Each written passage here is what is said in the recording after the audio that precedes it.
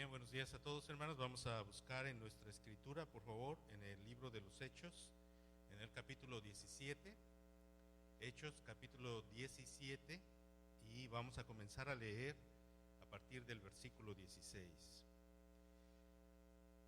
A partir del día de hoy voy a comenzar una serie de predicaciones que tienen que ver con el fundamento del Evangelio. La idea de estas predicaciones tiene que ver con entender el mensaje del Evangelio, y en realidad lo que les voy a dejar a cada uno de ustedes de tarea es que cada una de estas predicaciones tomen notas. Si tiene un papel, si tiene una pluma, tomen notas, y lo que deseo es que usted vaya y comparta estos mensajes con otras personas. Vamos a hablar de eso más el día miércoles, pero ahora vamos a comenzar. Vamos a ver Hechos 17, 16, y voy a leer solamente hasta el 21, aunque en realidad en la predicación voy a ir hasta el 32. Pero solo a manera de introducción, dice la palabra de Dios: mientras Pablo los esperaba en Atenas, su espíritu se enardecía viendo la ciudad entregada a la idolatría. Así que discutía en las sinagogas con los judíos y piadosos, y en la plaza cada día con los que concurrían. Y algunos filósofos de los epicúreos y de los estoicos disputaban con él, y unos decían: ¿qué querrá decir este palabrero? Y otros, parece que es predicador de nuevos dioses, porque les predicaba el evangelio de Jesús y de la resurrección. Y tomándole, le trajeron al Areópago, diciendo: ¿podemos saber qué es esta nueva enseñanza de que hablas? Pues traes a nuestros oídos cosas extrañas. Queremos pues saber qué quiere decir esto. Porque todos los atenienses y los extranjeros residentes allí en ninguna otra cosa se interesaban, sino en decir o en oír algo nuevo. Y entonces vamos a ver en el pasaje siguiente cómo el apóstol Pablo empieza a introducir el evangelio con estas personas griegas de la ciudad de Atenas. Vamos a hacer una pequeña oración. Señor, al acercarnos a tu palabra, te pedimos tu dirección y tu gracia, porque reconocemos que solamente tú, Señor, tienes la capacidad de revelar, Señor, a los corazones por medio de tu espíritu lo que tú quieres enseñar. Así que pedimos tu dirección, pido sabiduría y tu gracia sobre esta iglesia, en el nombre de Jesús. Los derechos de Dios como creador. ¿Cuáles son los derechos que Dios tiene sobre su creación? Ese es el tema del mensaje del día de hoy. En el corazón de las personas existe una pregunta. Hay una rebelión interna en el corazón del ser humano, y en esa rebelión interna en el corazón humano existe esta actitud que le dice a Dios: ¿por qué he de adorar a Dios? Ahora, las personas muchas veces no hacen esta pregunta abiertamente, muchas veces no la dicen explícitamente, no la manifiestan, pero la piensan en el secreto de su corazón. Y precisamente porque la piensan en el secreto de su corazón, sienten dentro de sí mismos que no existe ninguna obligación, ninguna razón, ni ninguna cosa que les obligue o les force o les motive a adorar a Dios. Así como cuando nuestros hijos crecen, ¿sí?, y se empiezan a rebelar contra nosotros, ¿verdad? Y dicen: ¿por qué tengo que hacer lo que mi papá me dice? ¿O por qué tengo que hacer lo que mi mamá me dice? De la misma manera nosotros nos conformamos y miramos a Dios y decimos, en última instancia: ¿por qué? ¿Por qué tengo que ir a la iglesia? ¿Por qué tengo que adorarle? ¿Por qué tengo que conocer sus mandamientos, su palabra, a orar, etcétera, etcétera? ¿Por qué tengo que hacer eso? Vivimos en un mundo, en una sociedad donde se ha exaltado los deseos y los pensamientos humanos a tal punto que el hombre ahora es Dios para sí mismo, y la gente se siente dueño de su propia vida, de su propio destino, de sus propias decisiones, y piensan que eso es lo único a lo que ellos tienen que obedecer. Así que el pensamiento de adorar, seguir o obedecer a Dios es algo que está ausente en nuestro tiempo. ¿Por qué tenemos que adorar a Dios? Déjenme darles, antes de empezar a hablar de por qué debemos adorar a Dios, cuáles son las razones por las que usted y yo estamos obligados a rendir honor y culto y amar y adorar a nuestro Creador. Antes de darle las razones que el apóstol Pablo nos dio, vamos a ver cuáles son los argumentos del corazón humano para negar a Dios este derecho. Así que vamos a ver brevemente en el libro de Romanos. Venga conmigo al libro de Romanos, capítulo 1, por favor. Así que dé vuelta a su Biblia. Si está en el libro de los Hechos, el siguiente libro es el libro de Romanos. Y en el capítulo 1, el apóstol Pablo habla de esta actitud en el corazón del hombre que le niega a Dios su derecho, que renuncia a adorar a Dios, que busca argumentos para decir por qué tengo que adorar a Dios. Entonces, en el capítulo 1 de Romanos, en el versículo 18, el apóstol Pablo comienza explicando de esta manera, diciendo: porque la ira de Dios, es decir, el enojo de Dios, se revela desde el cielo contra toda impiedad e injusticia de los hombres que detienen con injusticia la verdad. Porque lo que de Dios se conoce les es manifiesto, pues Dios se lo manifestó. Está hablando el apóstol Pablo aquí de la relación de Dios con todos los seres humanos. Versículo 20, porque las cosas invisibles de Él, es decir, aquello que no se puede ver de Dios, su eterno poder y deidad, dice el apóstol, se hacen claramente visibles desde la creación del mundo, siendo entendidas por medio de las cosas hechas, de modo que no tienen excusa. El apóstol Pablo está diciendo: es cierto que no podemos ver a Dios, es cierto que no podemos ver con nuestros ojos su grandeza y su poder, pero cuando miramos la creación, cuando miramos la gloria de la creación, ahí a través de la creación podemos ver que hay un Dios creador que es majestuoso, que es grandioso, que es digno de honor. Pero en el versículo 21 el apóstol dice: pues habiendo conocido a Dios, no le glorificaron como a Dios, ni le dieron gracias, sino que se envanecieron en sus razonamientos. Esta palabra envanecerse significa se hicieron vanos. La palabra vanidad significa algo vacío, algo hueco. Estos pensamientos se convirtieron en algo hueco, algo que no tenía fundamento. Así que ni glorificaron a Dios ni le dieron gracias, se llenaron de vanidad en sus pensamientos, y el corazón, dice, su necio corazón fue entenebrecido. Esa palabra entenebrecido significa se llenó de tinieblas. Un corazón que no sabe a dónde va, un corazón que no sabe la dirección hacia la cual camina. Profesando ser sabios, se hicieron necios y cambiaron la gloria del Dios incorruptible en semejanza de imagen de hombre corruptible, de aves, de cuadrúpedos y de reptiles. Hay tres maneras como el hombre le niega a Dios sus derechos. Queridos hermanos y amigos, una de las cosas que muchos de nosotros vemos y vivimos es que estamos en una sociedad que niega al Creador. Nosotros todos tenemos a nuestros hijos en las escuelas. Usted tiene a sus hijos en la escuela secular. Usted tal vez está tratando de enseñarle a sus hijos, o a lo mejor no lo sé, a amar a Dios. Pero usted está enviando a su hijo a la escuela secundaria, a la escuela preparatoria, y en la escuela secundaria y en la escuela preparatoria le van a enseñar a su hijo que para entender el universo, para entender la creación, no es necesario creer en Dios. Y muchos de sus hijos, de los hijos de ustedes, van a terminar la escuela pensando que creer en Dios es una superstición. Y muchos van a abandonar la iglesia. En la historia, esto ocurrió así. Si ponen atención a lo que le voy a explicar cómo el pensamiento humano se fue apartando de su conocimiento de Dios. Durante la Edad Media, voy a ir a la historia del pensamiento humano.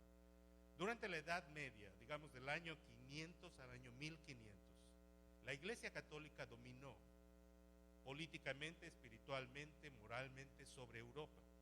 Es decir, el Papa, el líder máximo de la Iglesia Católica, era prácticamente el emperador, prácticamente. El problema con la Iglesia Católica durante ese tiempo fue que los papas y las actitudes que los papas tenían eran más políticas, eran ambiciosos, eran corruptos, hacían muchas cosas terribles y dominaban a las otras naciones y exigían tributos de las otras naciones. Cuando esto comenzó a ocurrir, al final de la Edad Media, los reinos que empezaron a nacer, las naciones se empezaron a formar, querían librarse del control político del pontífice romano, del papa, del líder de la iglesia romana. Al mismo tiempo, las universidades empezaron a crear. Las universidades nacieron en los monasterios. Fueron los monjes en los monasterios quienes comenzaron a ser los que guardaban la educación. Pero después esas universidades empezaron a crecer, ¿sí? Y entonces la educación empezó a surgir como un asunto que se empezó a enseñar a las masas, a las personas. Antes de eso no se enseñaba a la gente. No había educación para la gente común. La educación estaba en manos solamente de la gente que estaba unida a la iglesia, los clérigos. Cuando las universidades empezaron a surgir, empezaron a venir otras ideas. Una de estas ideas que surgió alrededor del año 1500, en el siglo XVI, es el Renacimiento. Y les voy a hablar de varias ideas. El Renacimiento es un regreso al pensamiento de los griegos, por eso se le llama Renacimiento. Cuando el cristianismo, cuando la Iglesia Católica se estableció en Europa, se rechazó la filosofía de los griegos, se rechazó y se hizo a un lado todo lo que los griegos habían dicho. Cuando vino el Renacimiento, los estudiosos y la gente que estudiaba empezó a volverse a entender las ideas de los filósofos griegos. Los filósofos griegos no eran cristianos, eran personas seculares, personas que tenían otros ídolos. Después de eso vino otro movimiento, unos siglos más tarde, el racionalismo. ¿Qué es el racionalismo? Donde la gente decía, la autoridad para entender el mundo no es la revelación de Dios, sino la capacidad mental del ser humano, es la capacidad intelectual, el raciocinio, la capacidad de razonar que tenemos. Después vino el empiricismo. El empiricismo tiene que ver con las cosas los experimentos que se hacen, donde se repiten una y otra vez y se hacen observaciones a base de eso. Con todo esto, hermanos, aquí estamos hablando del siglo XVII, siglo XVIII, no había todavía un rechazo a la existencia de Dios. Aunque los catedráticos y las personas en las universidades eran personas intelectuales y estudiosas, no rechazaban la idea de la existencia de Dios. Después vino la Ilustración. La Ilustración fue un movimiento intelectual que buscó quitar la autoridad de la Escritura y poner la autoridad ¿en dónde? En la razón humana. Con la Ilustración se buscaba desconectarse totalmente de la Iglesia Católica, ¿sí? Pero no solamente de la Iglesia Católica, sino también de la autoridad de la Biblia. Así que la Ilustración, que en otro sentido, la Ilustración tiene que ver con el desarrollo de la democracia. Este país, por ejemplo, está formado sobre ideas que surgieron en la Ilustración, ¿sí? Todas estas cosas que vivimos hoy de la democracia surgieron ahí. Y sin embargo, era una desconexión total de la Escritura. Pero aún la gente seguía creyendo en Dios, ¿sí? En este tiempo los intelectuales se decían deístas. Una persona deísta es una persona que dice, sí hay un Dios, el mundo actúa de acuerdo a leyes naturales, pero hay un Dios que probablemente fue quien creó todo. Después vino el desarrollo de la ciencia, la física, la matemática, y después vino Charles Darwin, ¿sí? Carlos Darwin. ¿Y cuál es la cuestión por qué Carlos Darwin es conocido? Por la evolución. Cuando se habló de Carlos Darwin dijo que el ser humano había sido formado a través de un proceso evolutivo que le había llevado a seres inferiores como animales y otras cosas a desarrollarse, y el hombre venía de una evolución de seres inferiores, ¿sí? La evolución. Cuando Darwin puso esta teoría, que no comenzó con él, pero él fue el principal,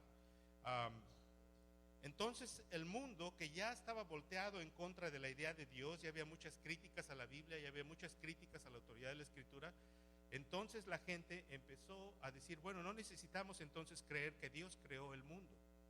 Aquí está un punto muy importante. No necesitamos creer que Dios creó el mundo, porque podemos pensar que a través de leyes naturales el ser humano ha venido a existir.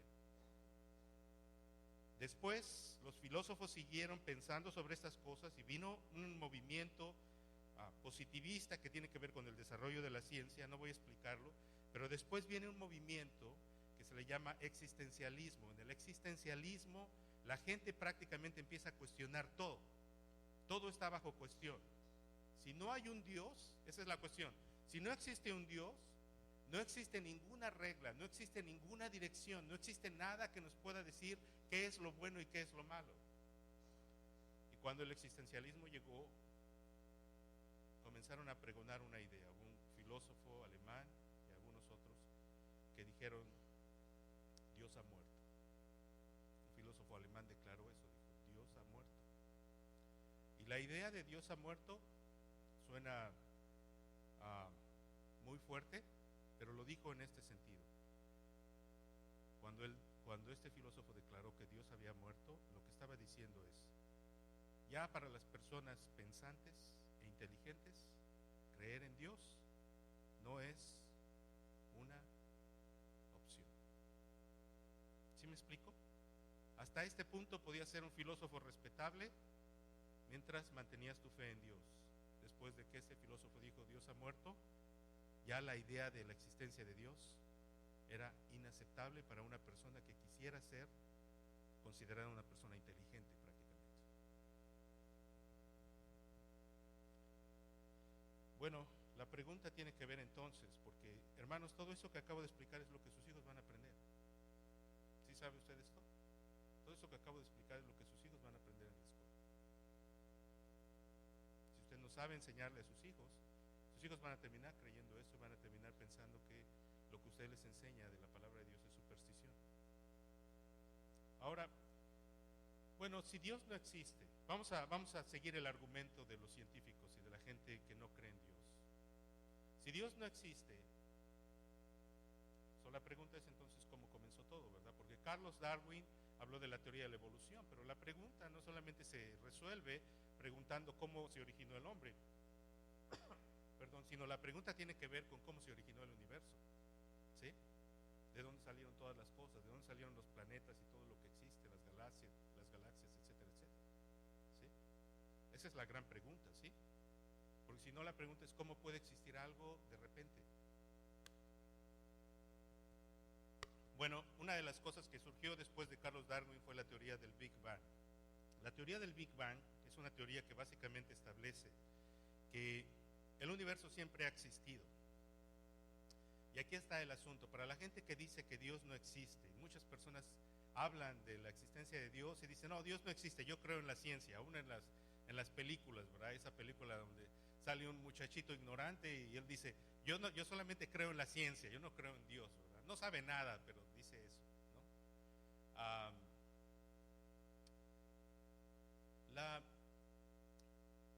Las únicas opciones que existen para entender el origen del universo son dos. ¿Usted cree que hay un ser inteligente que creó todas las cosas? Es decir, que hay un creador. ¿O usted cree que el universo siempre ha existido? Y aquí está la clave de todo. Cualquiera de las dos posiciones que usted tome, no las toma porque la ciencia haya demostrado que el universo existe por sí mismo. Porque ellos aceptan estas ideas basados en ¿qué? Basados en fe. Bueno, aquí está. Yo sé que ustedes me iban a pedir pruebas de lo que estoy diciendo. Les voy a leer lo que dijo Stephen Hawking. Es quizá el hombre más inteligente que existe en el mundo hoy. Es un inglés, un físico inglés. Es quizá el heredero de la inteligencia de Albert Einstein. Ahora les voy a leer algunas cosas que Stephen Hawking dijo. Y estoy traduciendo del inglés, o perdonen mi traducción, ¿okay? A ver si no soy muy poco claro. Dice, terminando una enseñanza, una de sus conferencias, dijo, la conclusión de esta conferencia es que el universo, dice, no ha existido por siempre. Dice, en lugar de eso, dice, el universo y el tiempo por sí mismo comenzó en el Big Bang. ¿Qué es el Big Bang? El Big Bang es una explosión. La idea del Big Bang es que toda la materia que existe en el universo en algún momento estaba toda comprimida, ¿sí? Comprimida al punto de que era a un nivel microscópico. Y después esa materia comprimida, por eso se le llama Big Bang, porque es una explosión. Bang viene de la explosión y Big es una gran explosión, eso es lo que es. Entonces explotó y de esa explosión se formaron todas las cosas. Entonces dice Hawking, el principio del tiempo real, dice, habría sido una singularidad en la cual las leyes de la física estarían rotas, estarían inservibles. Dice, y sin embargo, dice, la manera en que el universo comenzó fue determinado por las leyes de la física. Si el universo satisface la condición de que no existen barreras, lo que él está diciendo es esto, lo que él está diciendo, en ese punto donde todo comenzó, las leyes físicas que conocemos hoy en el universo no existían o estaban distorsionadas, ¿sí? Y todo comenzó ¿en qué momento? En el momento de la explosión, y ahí es cuando el tiempo comenzó. ¿Sí me explico? lo que él está diciendo. Dice esto, dice, dice esta hipótesis también predice que el universo eventualmente se va a colapsar otra vez. El universo hace esto, es como una liga que se estira, y una vez que se ha estirado, así como, ¿recuerdan ustedes las resorteras que usábamos para lanzar piedras y matar lagartijas antes? ¿Le recuerdan? Usted estira esa resortera, ¿sí? Y después, cuando la ha estirado lo suficiente, ¿qué hace la resortera? La suelta, ¿y qué pasa? Tira, porque la fuerza con la que usted lo jala después regresa, ¿sí me explico? Y eso es lo que él está diciendo.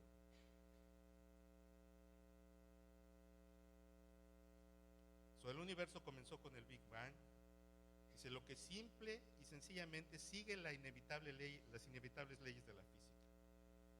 Dice, porque si hay una ley como la ley de la gravedad, dice, el universo entonces, fíjese lo que dice, porque cuando la pregunta viene es, bueno, está bien, señor, usted es muy inteligente y tiene mucho conocimiento, etcétera, etcétera, pero la pregunta es, ¿cuándo comenzó todo y de dónde surgió todo? Y la respuesta es, el universo siempre ha estado ahí. ¿Sí me explico? Este conglomerado de masa estaba ahí. Y cuando viene la pregunta es, ¿de dónde surgió? La respuesta es, las leyes de la física es imposible determinarlas antes. Es sin sentido preguntar lo que había antes. Todo comenzó cuando estas leyes comenzaron a operar y entonces el universo comenzó a existir. Ahora vea, aquí está. Dice, el universo comenzó con el Big Bang, lo que simple y sencillamente sigue inevitablemente las leyes de la física. Dice, porque hay tal cosa como una ley de gravedad, el universo tiene la capacidad de crearse a sí mismo de la nada. Esas no son mis palabras, son las palabras del hombre más inteligente en el mundo. Este señor nos está diciendo ¿qué cosa? ¿Qué nos está diciendo? Que el universo se creó ¿de dónde? De la nada. Entonces, la pregunta es, ¿cómo sabe él esto? Porque ellos miran las leyes de la física operando y ven cómo el universo se está expandiendo y lo que hacen es decir, esto es como una liga que se está estirando y después va a regresar. En algún punto comenzó y después va a regresar al mismo punto de donde estaba. ¿Sobre qué base deciden eso? ¿Sobre qué experimento? ¿Sobre qué razón? Sobre la fe. Eso es todo. No hay nada más en esto. Así que, dice, la creación espontánea es la razón de que hay algo en lugar de nada, y es la razón por la cual el universo existe y la razón por la cual existe. El universo no necesita un Dios para que lo creara. Era incapaz, era suficientemente capaz de lanzarse a sí mismo a la existencia. Dice Stephen Hawking en su último libro, El Gran Diseño. Así que usted tiene dos opciones. La primera opción es creer que el universo siempre ha existido y que el universo surgió por sí mismo y de la nada. Entonces, negar la existencia de Dios es creer eso. Quien niega la existencia de Dios cree eso.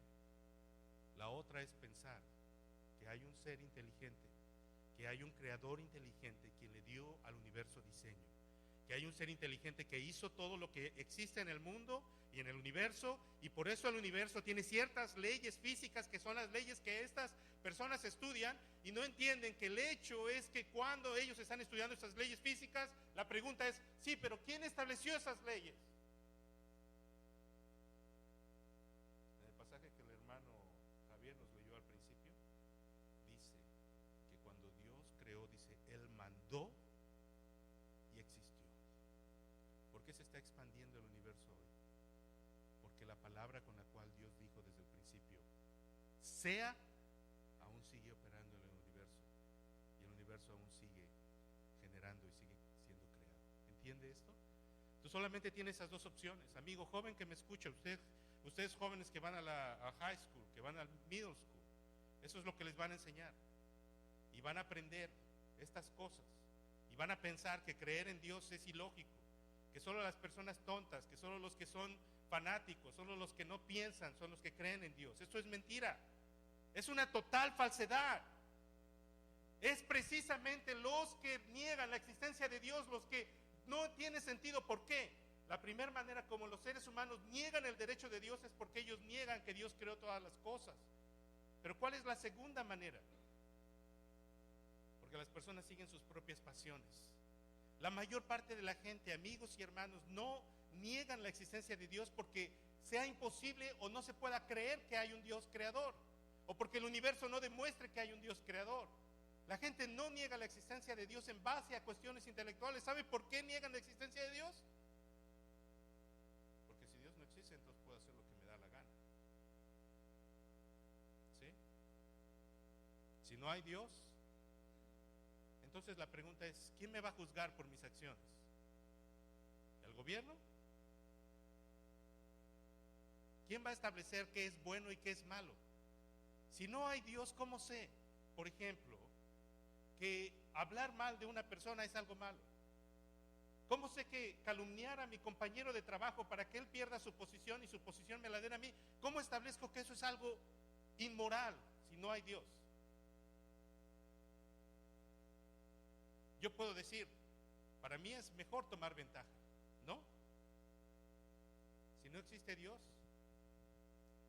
¿quién decide lo que es bueno y lo malo? ¿La gente? ¿Las opiniones de las personas? Por ejemplo, antes de la década de los 60, 70, en ese país se pensaba que una persona que cometía un aborto estaba destruyendo una vida humana. Esa era la opinión de la mayoría. ¿Sí? Y después vino esta ley, vino esta controversia en la Suprema Corte de Justicia, y la Suprema Corte de Justicia falló en favor de darle a las mujeres la oportunidad de hacerse abortos. ¿Por qué? Porque la mayor parte de las personas en este país decidieron que hacer un aborto es correcto, que es más importante el derecho de la mujer que la nueva vida que está formándose en el vientre de esas mujeres. ¿Sobre qué base la decidieron? ¿Quién establece esa base? ¿La opinión de las personas? Hace 2, 3 años atrás, la misma Suprema Corte de Justicia recibió un caso. Y en este caso se estaba decidiendo si las personas que tienen el mismo sexo podían establecer una relación matrimonial. ¿Quién decide si eso es bueno o es malo? ¿Quién lo decide? ¿La opinión de la mayoría? Si no hay Dios, ¿quién decide eso? Si a usted le roban su carro ahorita, mientras usted me está escuchando, y alguien se lo lleva, ¿cómo va usted a decir que eso es algo malo? ¿Cómo va a sentirse el ladrón culpable? Si no existe Dios, ¿quién establece la diferencia entre lo que es bueno y malo? Hemos caído nosotros en el pecado, en la arrogancia de este mismo filósofo que dijo que Dios había muerto. Escribió un libro en el que decía, más allá del bien y del mal. Y en ese libro que decía, más allá del bien y del mal, decía que la moral del esclavo, la moral del súbdito, la moral del servil, es la moral que se sujeta a Dios. Él dijo, nosotros estamos más allá del bien y del mal porque no hay Dios, y porque no hay Dios, nosotros establecemos nuestra propia moral. Es decir, nosotros decimos qué cosa es buena y qué cosa es mala. El corazón del hombre decide por sí mismo porque ha negado a su creador. Le ha negado al creador el derecho de establecer lo que es bueno y malo, porque ha dicho, no existe Dios, no existe el creador. Yo tomo mis propias decisiones, yo hago con mi vida lo que quiero. La mayoría de la gente piensa así, hermanos. Nuestro corazón piensa así. Si algo es natural en el corazón del hombre, es que en el corazón del hombre existe un odio hacia Dios. Y en ese odio hacia Dios queremos negarle al creador el derecho que tiene sobre nosotros. Hay una tercera manera. Hemos visto dos maneras como los hombres niegan a Dios su derecho. Uno, negando su existencia. Número dos, siguiendo la pasión humana por establecer su propia pasión. Y en número tercero, vamos a Hechos 17 y vamos a comenzar con el pasaje. Hechos 17, versículo 16, dice: mientras Pablo los esperaba en Atenas, su espíritu se enardecía viendo la ciudad entregada a la idolatría. Estaba la ciudad entregada a la idolatría. ¿Qué es la idolatría, hermanos? La idolatría es formar nuestros propios ídolos, hacer nuestro propio Dios. En el pasaje de Romanos que leímos, dice que los hombres no agradecieron a Dios, sino que en lugar de rendir y agradecer a Dios y honrarle a Él, dice que se volvieron a adorar ¿qué? Sus ídolos, a la creación, a hacer imagen de cosas. Y entonces formaron sus propios dioses. La idolatría tiene que ver con crear nuestros propios dioses. Estos dioses pueden ser materiales o imaginarios. En el pasado, en la antigüedad, amigos y hermanos, la gente hacía imágenes, hacía sus ídolos y se postraba delante de ellos. En nuestras costumbres, hermanos, en el catolicismo aún la gente sigue formando imágenes y adorando esas imágenes. Y muchas veces usted ve, y digo esto con mucho respeto, no deseo ofender a personas católicas, pero usted muchas veces ve que personas católicas dicen: oh, aquí hay una imagen donde aparece una imagen que apareció, una imagen como de la Virgen en una tortilla, y entonces lo ponen en un altar y se postran delante de esa imagen porque dicen: aquí está lo que nosotros debemos adorar. Son ídolos imaginarios, materiales, que reflejan los deseos, las inseguridades, los temores, los ideales de las personas. Son ídolos que la gente crea a su propia imagen. En la cultura mexicana está la Virgen de Guadalupe, de nuevo con mucho respeto, pero la Virgen de Guadalupe fue una imagen que fue creada por los españoles para reflejar a los indígenas y atraerlos al catolicismo, ¿sí? Ahora en México la gente adora a la Santa Muerte. ¿Quién está generando el culto de la Santa Muerte? La gente que se dedica a cuestiones violentas en el país y que no encuentra manera cómo adorar algo más, tiene que formar algún ídolo al cual encomendarse. Y la muerte ahora es la que está de moda, ¿sí? La gente hace ídolos para reflejarse a sí mismos y encomendarse. Pero también, hermanos, los ídolos son todas aquellas cosas que amamos y que ocupan el lugar que a Dios le corresponde en nuestra vida.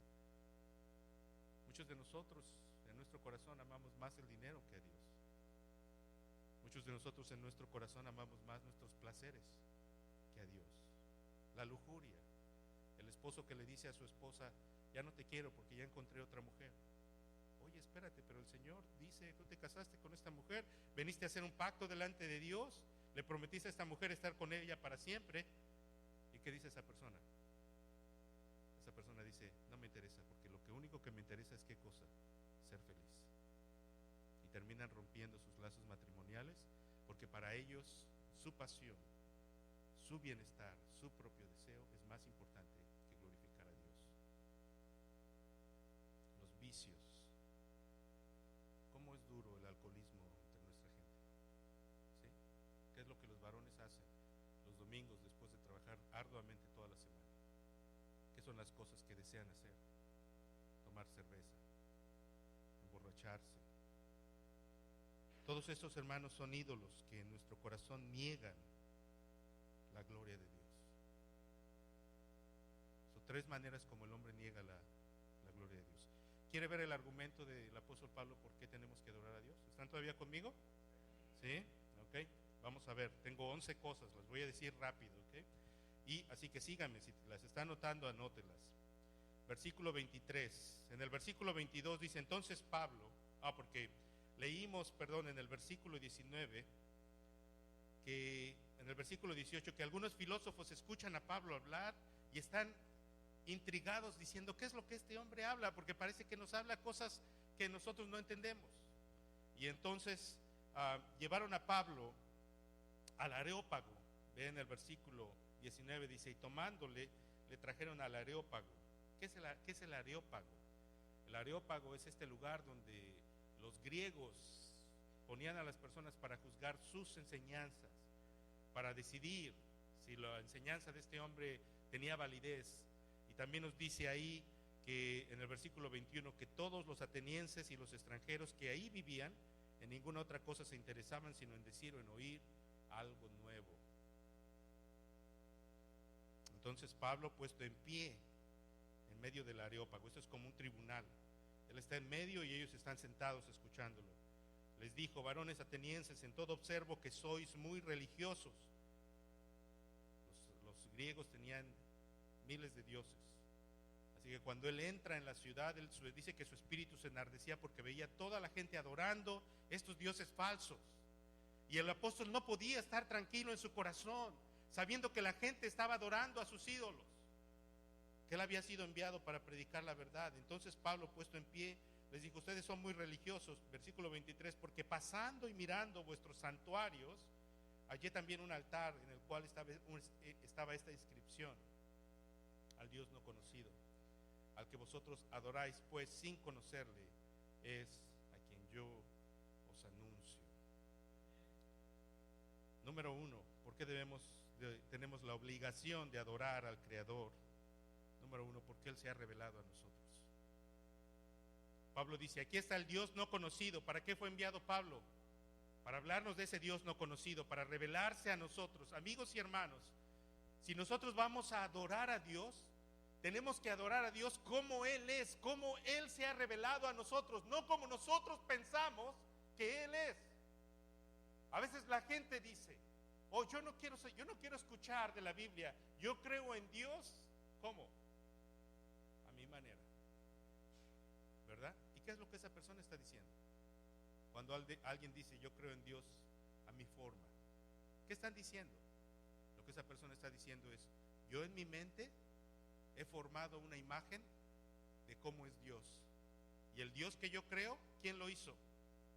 Yo lo hice. Y ese Dios se amolda ¿a qué cosa? Se amolda a mi vida. Me apapacha cuando necesito, ¿verdad? Me aplaude cuando me va bien. Y cuando me porto mal, cuando hago cosas malas, dice: it's okay, ¿verdad? Ese es el Dios que la gente crea. Pero el Dios de la Escritura, amigos y hermanos, se ha revelado a sí mismo. Ese es el Dios infinito que creó el universo. Él se ha manifestado a nosotros. Nosotros, hermanos, tenemos la responsabilidad, pero también el privilegio de conocerle, porque Él se ha revelado a nosotros. Ten seguridad de que cuando tú estás adorando al verdadero Dios, no a un Dios creado por ti, no a un Dios creado por alguien más, sino al Dios de la Escritura, como Él se ha revelado.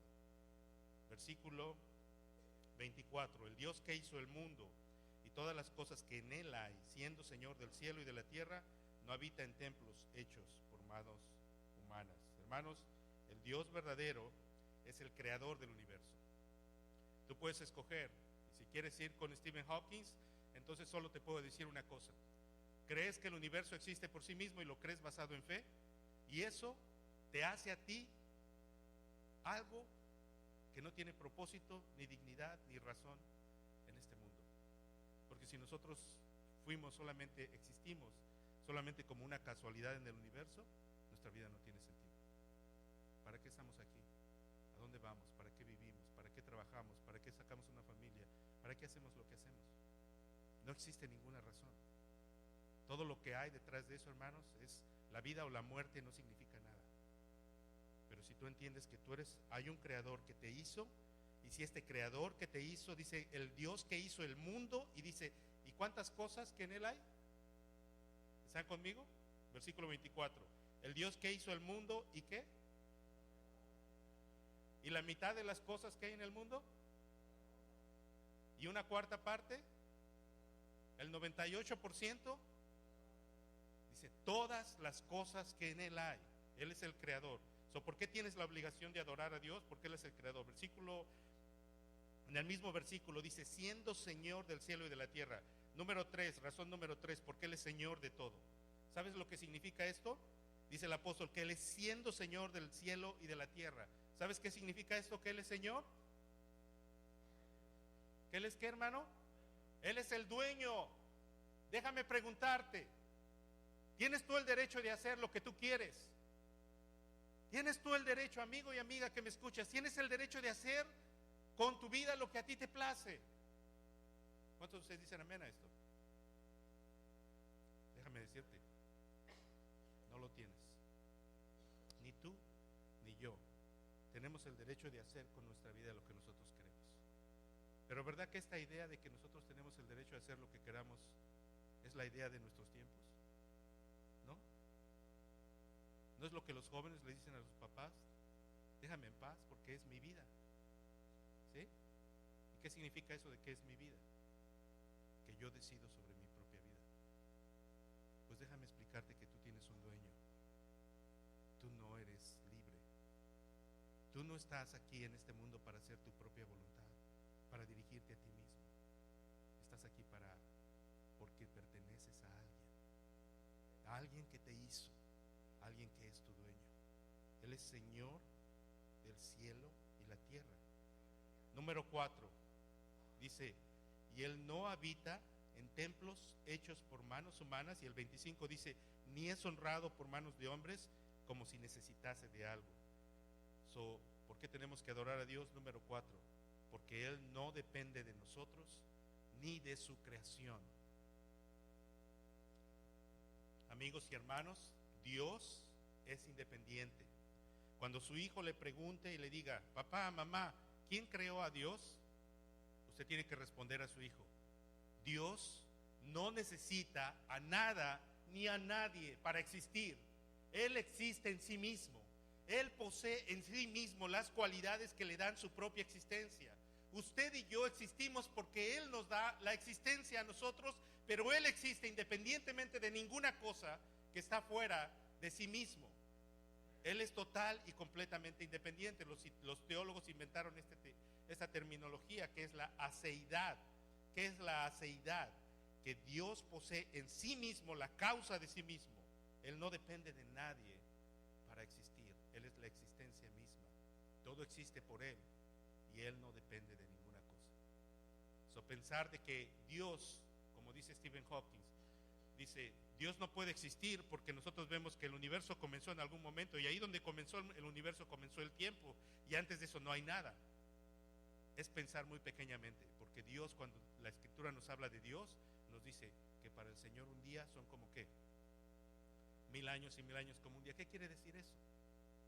Algunos piensan que esto es una matemática, ¿no? Si para el Señor son 1000, entonces calculamos y decimos, entonces ya pasaron como 2000 años para el Señor. No. Eso no es lo que el pasaje está diciendo. Lo que el pasaje nos está diciendo es, usted y yo estamos sujetos al tiempo. Él no. Él ni está sujeto al tiempo, ni está sujeto al espacio, ni está sujeto a todas las limitaciones que nosotros tenemos. Él existe en sí mismo. Siguiente, número 5, porque nosotros no le añadimos nada a Él cuando le adoramos. Mire lo que dice el 25, ni es honrado por manos de hombres como si necesitase de algo. Hermanos, los ídolos de las naciones, los ídolos de las personas necesitan la adoración. Usted ve, por ejemplo, en el pasado, que cuando la gente adoraba a sus ídolos, hacían rituales para controlar a sus ídolos. Por ejemplo, los aztecas sacrificaban a las personas y les sacaban el corazón. ¿Por qué cree usted que hacían eso? Porque su ídolo era el sol. Y ellos pensaban que sacrificando a esas personas hacían que el sol continuara ¿qué? Continuara su ciclo de vida. Ellos decían, si dejamos de hacer esto, el sol se va a caer y entonces todo se va a acabar. Los dioses humanos son controlados por los seres humanos, ¿sí? Aún esto existe. La santería y todas estas brujerías y encantamientos, ¿qué es lo que la gente está tratando de hacer? Usar a los seres espirituales para controlarles. Si dices tales palabras, si haces tales cosas, si haces ciertos menjurjes y combinas ciertas sustancias, entonces, ¿verdad? Va a pasar algo. ¿Por qué? Porque estás controlando a ¿quiénes? A las entidades superiores, a los espíritus o lo que sea. Hermanos, el Dios de la Biblia es un ser que no se puede controlar. Dios no puede ser domesticado. Dios no puede ser controlado por nosotros. Nosotros no podemos hacer A, B y C para decir, ahora Dios nos va a responder. Por eso, hermanos, cuando usted va a las iglesias carismáticas y pentecostales y la gente empieza a decir, usted confiese, y si usted confiesa, Dios se lo va a dar, etcétera, etcétera. Esas son fórmulas indignas de tratar a Dios, porque es como si dijéramos las palabras correctas, entonces Dios está obligado a hacer lo que nosotros queremos que Él haga. Pero el Dios de la Biblia es un Dios soberano. Su grandeza es incalculable. Nosotros no le controlamos a Él. Él nos controla a nosotros. Su voluntad y soberanía está por encima de todo. Este Dios no necesita de nosotros. Y ahí está el gran dilema de nuestra existencia, ¿no? Dios no nos necesita. ¿Por qué existimos? Porque es misericordioso, porque es un Dios de gracia. Nosotros no le añadimos nada. Hermanos, cuando usted viene a adorar los domingos, no piense que, voy a ir a adorar, porque si no, Dios va a estar muy triste. Porque si nosotros no le adoramos, entonces Dios va a estar todo triste allá arriba llorando, diciendo, nadie me hace caso. Hermanos, ese no es el Dios de la Escritura.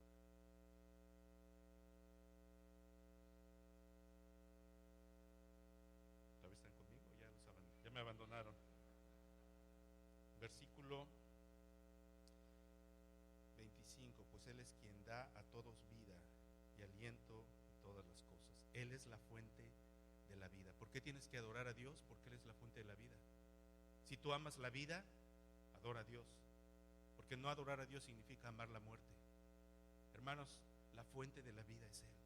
No hay otra cosa. ¿Qué es lo que los seres humanos buscan más que nada? La vida.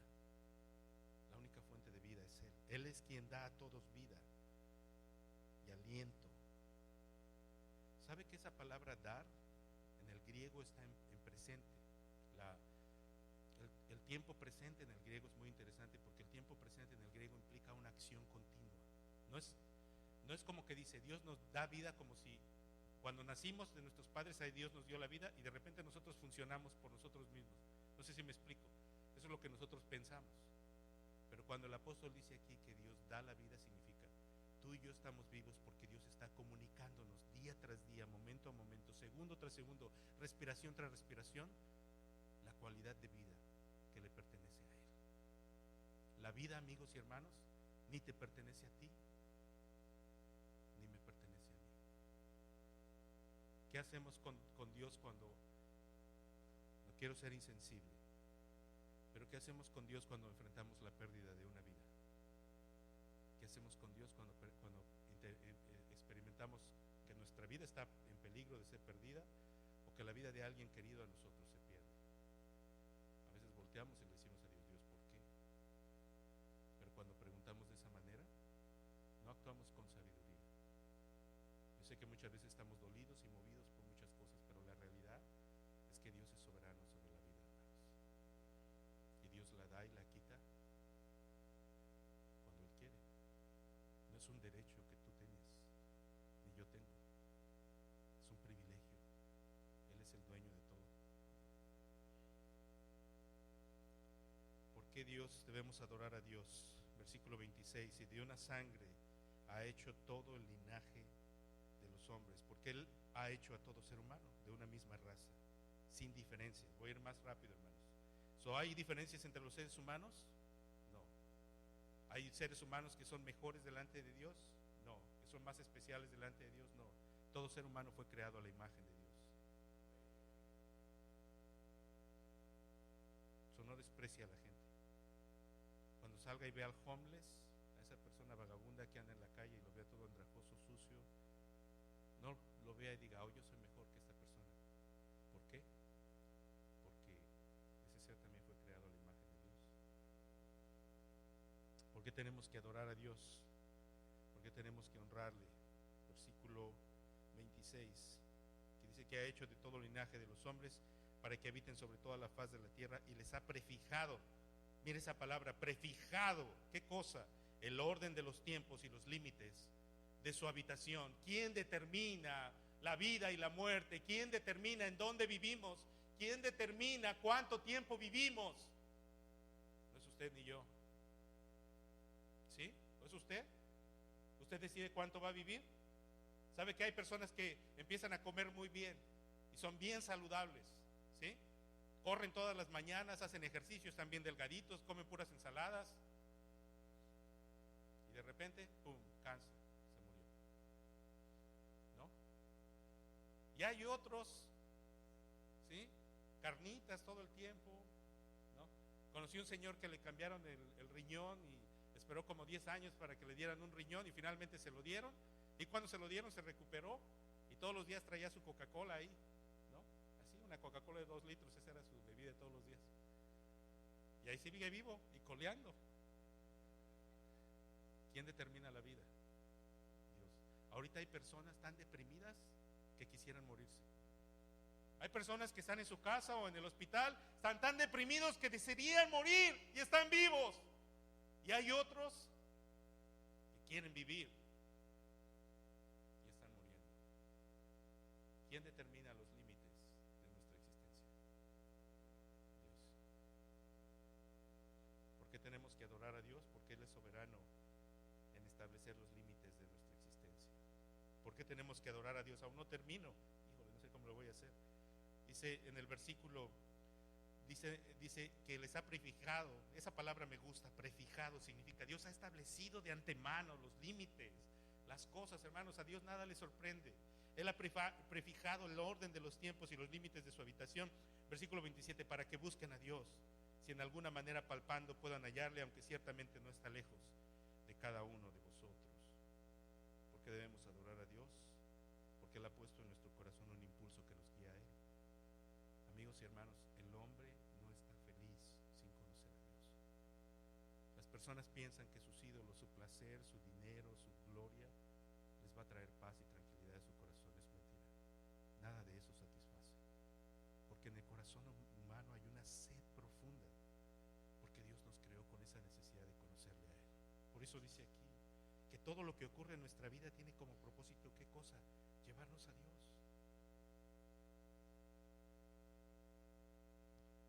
Versículo 28, porque en Él vivimos y nos movemos y somos. Porque todo lo que somos o seremos y lo que tenemos o tendremos viene de Él. Amigo y hermano, ¿qué cosa tiene usted que realmente sea de usted? Déjeme preguntarle, ¿qué cosa tiene usted que es de usted? Les voy a decir, oh, mi casa, ¿verdad? He visto las casas de algunos de ustedes muy bonitas. Oh, mi casa, ¿sí? ¿Nuestra casa realmente nos pertenece? ¿El dinero que tenemos nos pertenece? ¿El trabajo que tenemos, el carro que tenemos, la ropa que tenemos, los hijos que tenemos? ¿La esposa, el esposo que tenemos? ¿Quién es el dueño de todo lo que tenemos? ¿Qué cosa tiene que sea de usted? ¿Qué cosa? ¿Qué cosa tenemos que sea realmente nuestra? Es lo único. Solo hay una cosa que nos pertenece a nosotros, y vamos a hablar dentro de 8 días. Es el pecado. De ahí en fuera, todo lo demás le pertenece a Él. En Él vivimos. Mire cómo lo dice el apóstol. En Él vivimos y nos movemos y somos. Déjeme explicarle. ¿Cómo puede usted escapar de la presencia de Dios? ¿Cómo puede usted escapar de algo tan grandioso? El Salmo 139 dice, si subiere a lo alto, allí estás. Si fuera a lo profundo del mar, ahí estás. Y si me escondiese debajo de las piedras, aún ahí me guiará tu mano y me asirá tu diestra. ¿A dónde huiré de tu espíritu? ¿A dónde huiré de tu presencia? Dios está tan cerca de nosotros y al mismo tiempo nosotros somos tan ignorantes de Él que no podemos verle. Una última. ¿Por qué debemos adorar a Dios? Porque su existencia da sentido a nuestra vida. Versículo 29.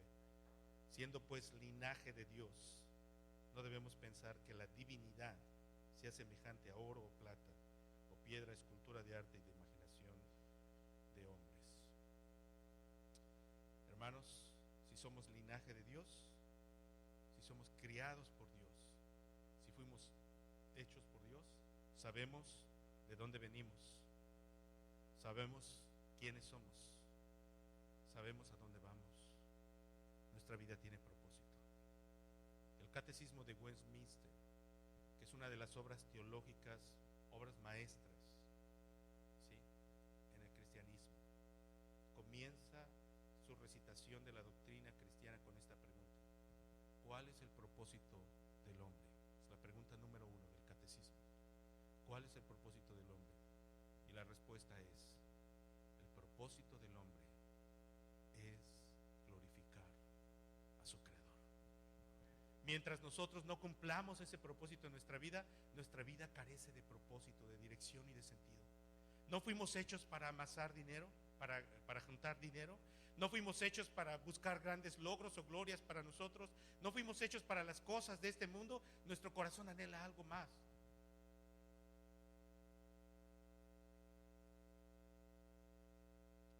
Solamente cuando entendemos quién y de quién venimos, hermanos, entendemos entonces lo que es lo bueno y lo que es lo malo.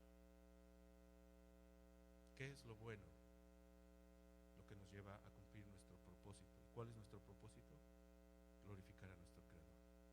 ¿Y qué es lo malo? Aquello que nos aleja de nuestro propósito. Cuando nosotros buscamos servir o atender nuestra vida y nuestro propósito, cuando nosotros usamos algo y eso que tenemos cumple su propósito, es algo provechoso. Si mi carro lo arranco en la mañana y prende y me lleva al lugar donde debe llevarme, ese es el propósito que tiene mi automóvil. Pero si lo prendo en la mañana y no jala, o si arranca y se le cae una llanta a la mitad del camino, ¿sí? Entonces no cumple su propósito, no sirve.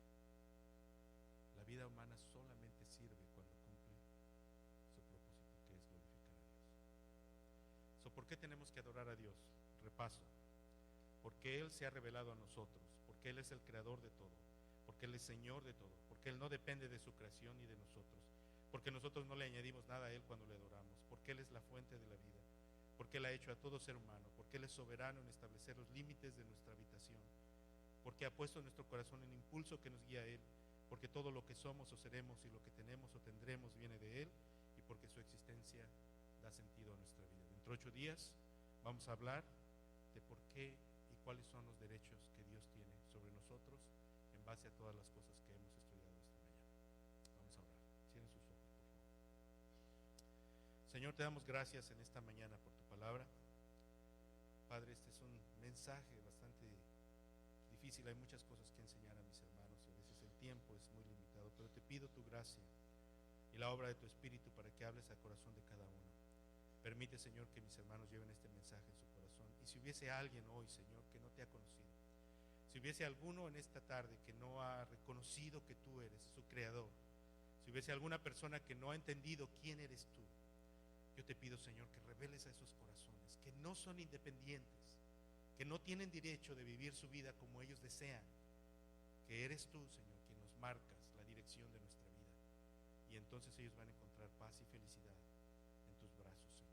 Bendice a cada uno, bendice a los jóvenes, a las señoritas, Señor, a los niños. Habla a estos corazones también, para que no piensen los jovencitos, Señor, de 12, de 10, de 8 años, que el mensaje no es para ellos, sino que tu Espíritu revele también a ellos, Señor, su necesidad. Bendice a mis hermanos y en el trayecto a casa y en el resto de la semana, te pido tu gracia y bendición sobre la vida de cada uno de ellos, en el nombre de Jesús. Amén. Hermanos, muchas gracias, que el Señor les bendiga. Nuestro hermano Javier.